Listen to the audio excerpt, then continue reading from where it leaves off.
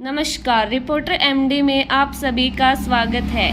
हरियाणा में भाजपा ने कांग्रेस को पीछे छोड़कर वह कर दिखाया जो कोई और दल न कर पाया। जानिए कैसे। हरियाणा में इस बार युवा, दलित, किसान जैसे मुद्दे हावी रहे।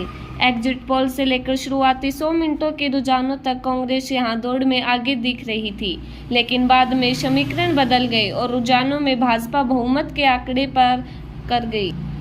हरियाणा विधानसभा चुनाव के नतीजे ने इस बार चौंका दिया। कांग्रेस इस बार जीत को लेकर आश्वस्त थी। एग्जिट पोल से लेकर सियासी बयानों तक यही संकेत मिल रहे थे कि भाजपा इस बार मुकाबले में कमजोर है। कांग्रेस में यह मंथन भी होने लगा था कि 65 से ज्यादा सीटें आती हैं तो कमान किसे सौंपी जाएगी। भूपेंद्र सिंह हुड्डा, कुमारी सैलजा और रणदीप सुरजेवाला तीनों नेता सीएम पद पर अपनी दावेदारी को लेकर ताल ठोक रहे थे। युवाओं में बेरोजगारी और किसानों और पहलवानों की नाराजगी जैसे मुद्दे को कांग्रेस जोर शोर से उठा रही थी। इस सब के बावजूद भाजपा कांग्रेस की बगल से जीत को निकल कर ले गई। यह कुछ ऐसा ही है जैसे कुश्ती में बगलडूब दांव होता है, जब एक पहलवान सामने वाले पहलवान की बगल और पकड़ से बाहर निकलकर उसे पराजित कर देता है। भाजपा का आंतरिक सर्वेक्षण, इन सीटों पर थी नजर। यहां तक कि भाजपा के आंतरिक सर्वेक्षण में भी 35 से 38 सीटों का अंदाजा लगाया गया था। इसके बाद भाजपा ने ऐसी 18 सीटों पर अपना ध्यान केंद्रित किया जहां पर मुकाबला बकुनिया था। वहीं 39 ऐसी सीटों पर भी भाजपा ने जोर लगाया जहां उसका कांग्रेस से सीधा मुकाबला था। उधर मुख्यमंत्री नायब सिंह सैनी भी कह चुके थे कि यदि गठबंधन की जरूरत पड़ी तो सारी व्यवस्थाएं हैं।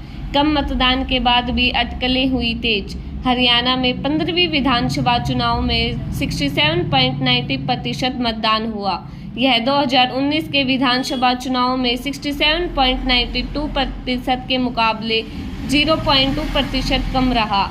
राज्य के विधानसभा चुनाव के इतिहास में यह चौथा मौका था जब सबसे कम मतदान हुआ। इसे सत्ता विरोधी लहर से जोड़कर देखा गया क्योंकि 10 साल से भाजपा यहाँ सत्ता में थी। किसी भी एग्जिट पोल ने भाजपा को नहीं दिया बहुमत। किसी भी एग्जिट पोल में भाजपा को बहुमत मिलने का अनुमान नहीं लगाया था। 8 एग्जिट पोल यही बता रही थी कांग्रेस के 10 साल बाद वापसी करने के संकेत।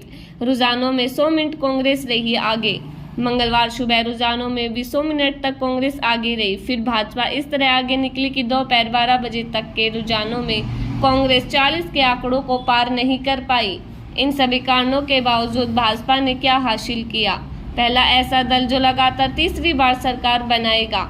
हरियाणा के चुनावी इतिहास में इससे पहले ऐसा कभी नहीं हुआ जब किसी दल ने हैट्रिक लगाई हो। कोई भी दल लगातार तीसरी बार सरकार नहीं बना पाया।